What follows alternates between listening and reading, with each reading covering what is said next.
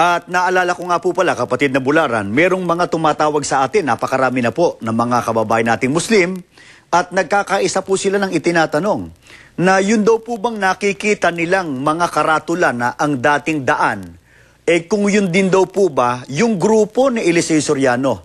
Nanonood po sa atin ang mga kababayan nating Muslim, yun din po yun. Kaya pag may nakita kayong karatula na ang dating daan, dito sa Metro Manila, may mga building po sa mga probinsya, ang dating daan, yun din po ang grupo ni Eliseo Soriano.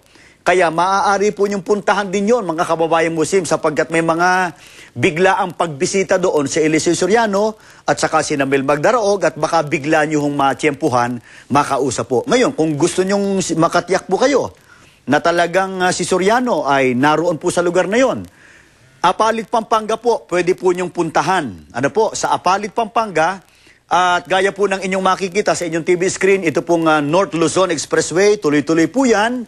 At pagdating po doon sa San Simon exit, opo, ulitin ko, kakanan po kayo, gaya nakikita nyo sa mapa, tapos po, pakaliwa kayo, iibabaw kayo sapagkat yung ilalim yung North Luzon Expressway, tuloy-tuloy po yun. At doon sa pinakadulo, dead end po yun, MacArthur Highway. Huwag po kayo sa kanan. Kakaliwa po kayo going to Apalit. At bago po dumating sa bayan ng Apalit, nasa kaliwa po noon, ang laki-laki po, ADD Convention Center, naroon po si Eliseo Soriano at ang kanyang mga manggagawa.